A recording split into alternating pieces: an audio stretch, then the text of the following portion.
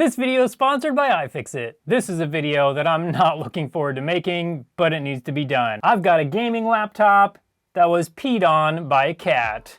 Today we're gonna fix it. And just for full disclosure, this laptop wasn't a laptop that I bought. This laptop is my laptop. My cats are the ones that peed on my laptop, or as I like to say now, my wife's cats.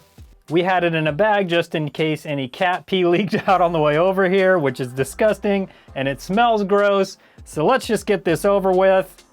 I'm gonna start by removing this bottom cover, and then we can see how bad the damage is. Oh yeah, it's all wet there. I think the first thing we need to do is put on some gloves. I'm gonna be using an iFixit Protect toolkit for this repair. One thing that I love about this kit is it has everything that I'm probably gonna need for this repair. I've never actually taken this laptop apart before. I'm not actually really a laptop technician. I can work on them, and I'm gonna work on this one, but it's not something I do on a regular basis. That's one of the reasons I like their Protect toolkit, because it probably has exactly what I need to get right in. And for anyone curious, this is an ASUS UX501V, and it is a couple years old now. That's so gross. I think maybe there's something under these feet. Let's see.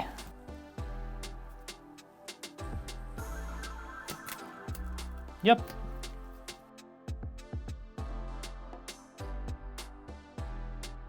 Okay, I think I have all the screws. Let's see how bad this looks inside.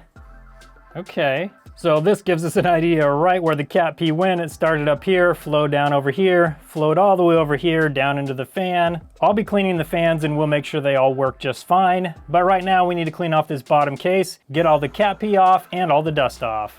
Now, something to remember, if you have any device that gets liquid damage somehow, if possible, you want to get it apart and get the battery disconnected ASAP. When there's electricity flowing through the components on the board, it's going to corrode much faster. So if you can get the power removed from each of the components, then that's just going to help the corrosion stop sooner. Then once you have the battery disconnected, you want to get in and get all of the liquid cleaned off of the board as soon as you can. If you can get it cleaned off soon enough and get everything dried completely, then you can likely save the device. Yeah, it's already corroding right there.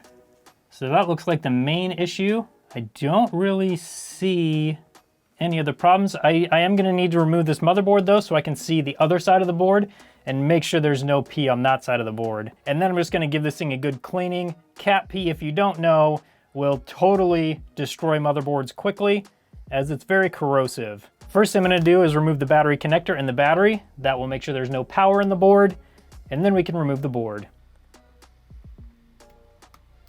Okay, that should be the battery connector. There may be one of these, maybe battery connector, but I don't know for sure. I'm gonna remove all the battery screws here, and then slowly pull up and see if any of those other connectors are for the battery.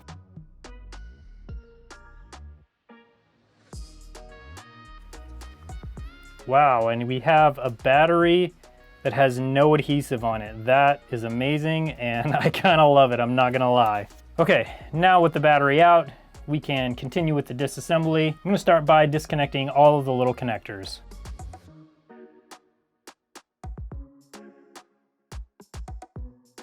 Black on the left side, white on the right side, gotta remember that. Next, I'm gonna remove the fans and remove the heatsink. I might as well replace the thermal paste in this computer while I have it apart. They most likely didn't put in the perfect amount anyways, so we need to make sure it has that before we reassemble it.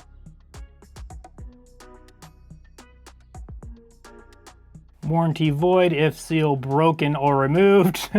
LOL, I am the warranty here.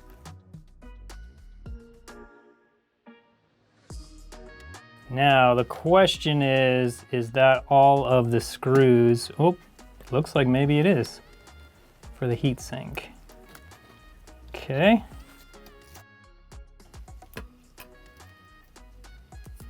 Here we go. That thermal paste isn't too bad. Looks like it's kind of maybe the viscous thermal paste. This is the normal thermal paste. That's fairly dried out. Not too bad though. I will also be cleaning these heatsink fins, obviously, while I'm in here. And now we can remove the fans. Okay, and I think we're looking pretty good. We've got some screws over here for the hinge we need to remove, and then just the screws that hold the motherboard down, it looks like. And we should be good. I do already see some corrosion over here. Let me zoom in on that so you can see what I'm talking about. So right over here, all this. Hopefully that's not gonna be an issue. I will just, first of all, just try and clean it and see if that'll fix it. Oh, there's a little more right there. That's all the corrosion I see so far, so let's see what the other side of the board looks like.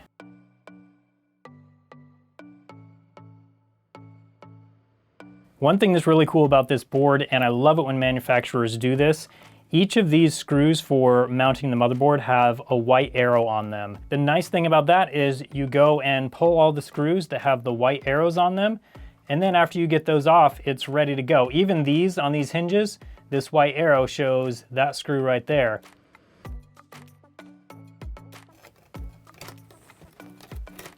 And there we go. And now with that off, we need to assess this lower case, the keyboard case, and see if there's any liquid that got down this far. And just looking at it initially, I don't see any place where there's any liquid that got down here, so I think we're probably fine on the keyboard. I'm gonna clean this all off anyways, especially along here, and then we'll get to the motherboard cleaning.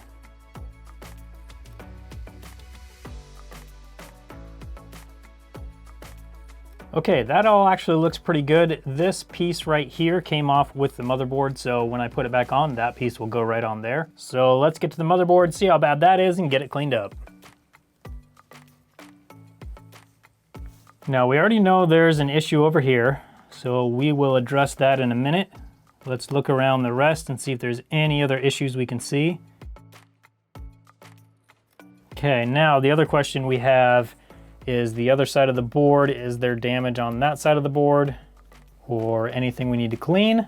And this is great news. I see no problems on this side of the board. I am gonna go ahead and give it a cleaning just because we're already here. Might as well just clean off the dust while we're in here.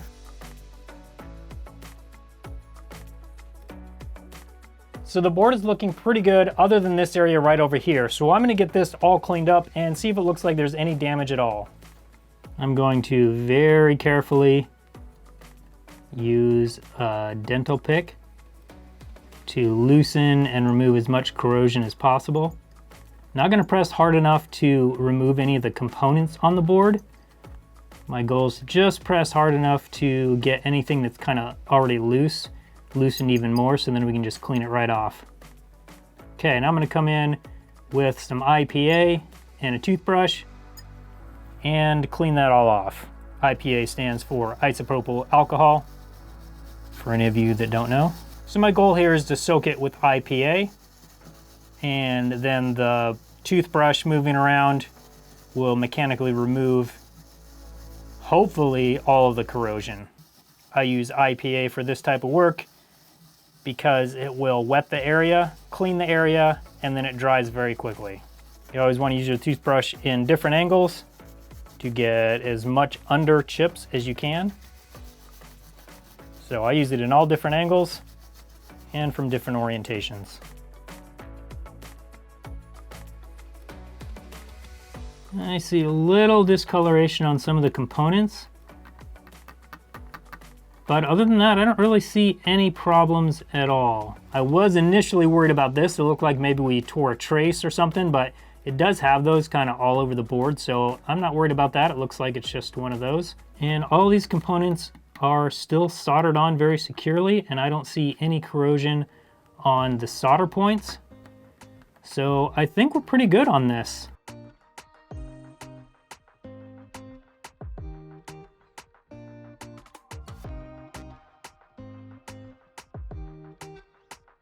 And now we can install this motherboard back into the case for the best part of the video.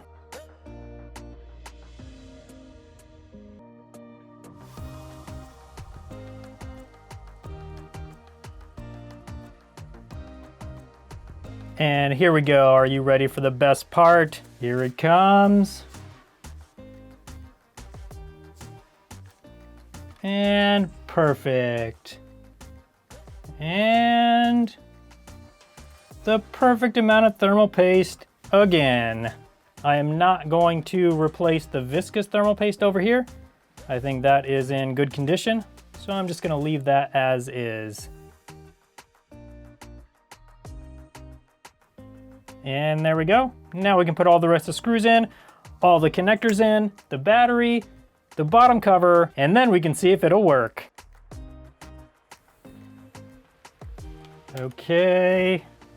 Okay, we got a light here, good. But will it power on? Oh, here we go. Good so far. Is it gonna start up? Can you guys even see that? Sorta. Yes, good news so far. Yes, and we have power, and we have now saved another device. This one's mine, but it still counts as a save. Thank you so much to iFixit for sponsoring this video. If you're looking for the best precision electronics tools, go to ifixit.com. If you want to see me try and fix a liquid damaged Apple laptop, I'll put a link up on your screen now so you can come check that out and see if I can fix it. Thank you so much for watching, and I hope you have a good one.